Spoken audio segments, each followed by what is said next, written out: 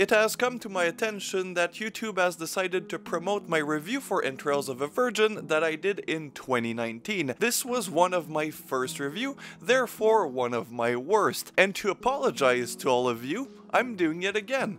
Entrails of a Virgin. Now, before any of you comment about how spooky you're doing the same movie again, look, if Scream Factory can release Halloween for the 30th time, I can review the same movie twice, especially since I have a special place in my heart for Entrails of a Virgin because it kickstarted my series, Spooky's Dirty Movie Corner, and ever since I started taking my videos more seriously, I've always wanted to come back to it. So Entrails of a Virgin is a film from 1986 directed by the infamous Guerra, who directed a lot of these Pinku films. This one was the one that made me discover the filmmaker. It is very simple in its plot. We follow a group of photographers, model, assistants, and producers on a photo shoot. The film starts with said photo shoot that is set in the rural parts of Japan. In fact, the photo shoot is on a rock next to a fall. I think this is probably for a company since you have an ad agent there and you know your typical photographer, models, assistant, and of course the shoot's producer who has this very strange mustache, and it's not surprising to learn that he's kind of a fucking scumbag. Like most of the characters in this film, they're very flawed. During the scene of the photo shoot, we get flashbacks to the photographer having sex with the model and the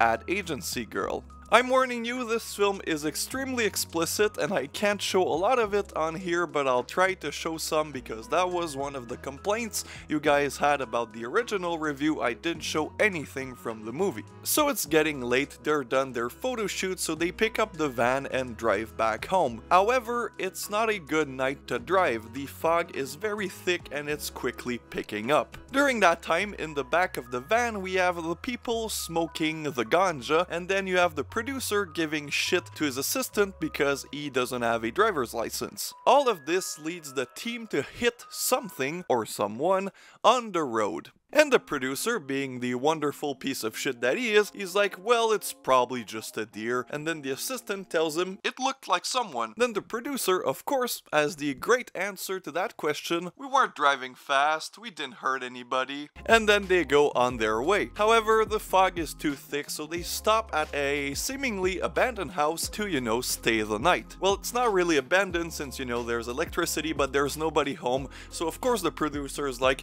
we'll stay here for the night, they won't mind, and if ever they show up, we'll just give him money. They won't mind, you know, our fucking party, our heavy drinking, and our multiple sexual escapades with the ladies that are not very consensual. Nobody bats an eye and they enter the cabin. By the way, this reminds me that this film is heavily inspired by American horror films, however, it does really have a great Japanese twist. Whenever they get into the house, they decide that it's time to party, and party they will do. How? Well, they'll make the ad agency lady wrestle with the assistant that's very, very angry at her for no apparent reason other than her being a woman. Therefore, we have a scene of wrestling.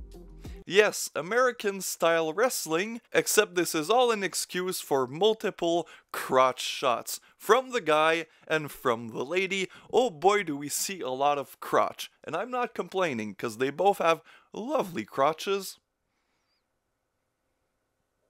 After his wrestling match, the man leaves even more angry, which I don't understand because he clearly won, the woman's not moving, and he's pissed off at the producer, the photographer, everybody. He just goes full on rage mode. And then he leaves the house to, of course, be the first victim of our giant cocked mud monster. After 3 years, saying that sentence still feels strange. And after the guy left, it's time for our photographer and our producer to do their moves, because they decided to each select one of the girls to have their way with. So the producer will take the model, who's more experienced and was the girl that the photographer was having sex with in the beginning of the film, and our photographer will choose the new girl, who happens to be a virgin.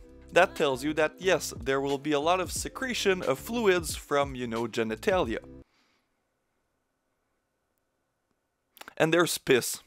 So the photographer does his business and the producer does his business, and we get what is probably my biggest problem with the film. So this is a Pinku film. Sex is an important part of any Pinku films, and I don't mind it. It's just this film especially feels like he's just padding out the runtime. It's already really short, so I get it.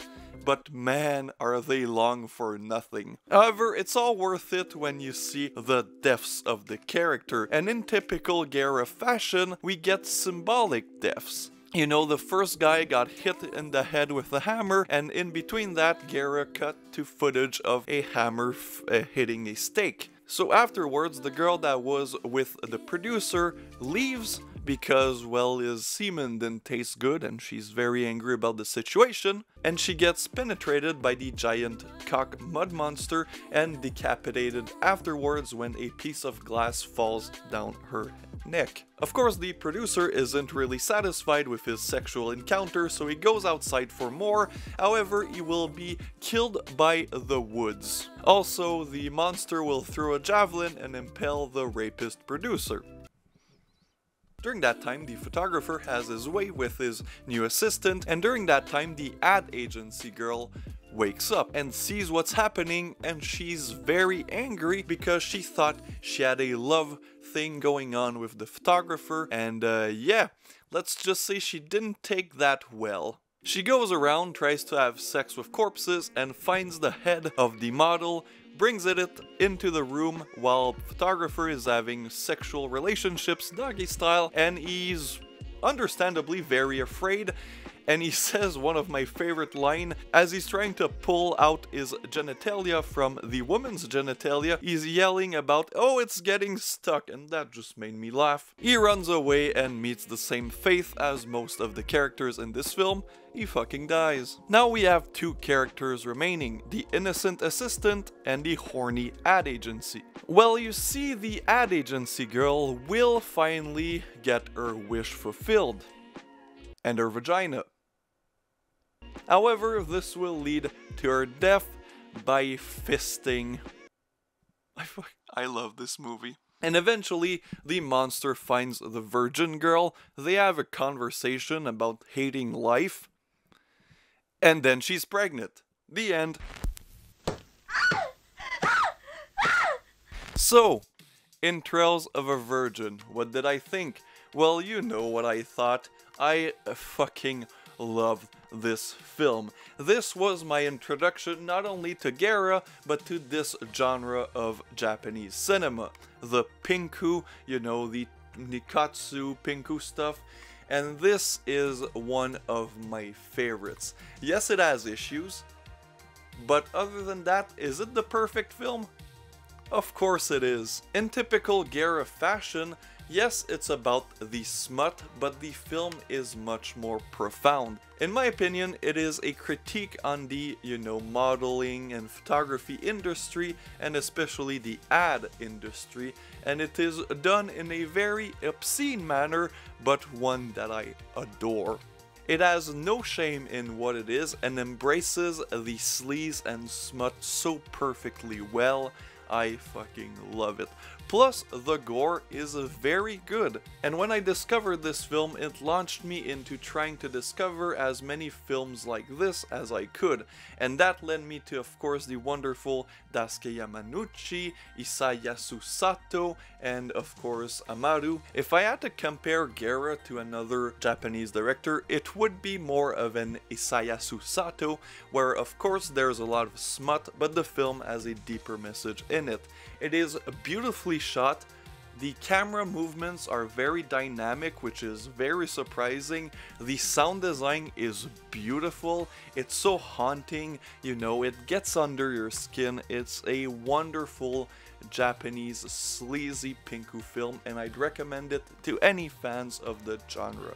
You've probably already seen it, but hey, just in case. See you guys next time.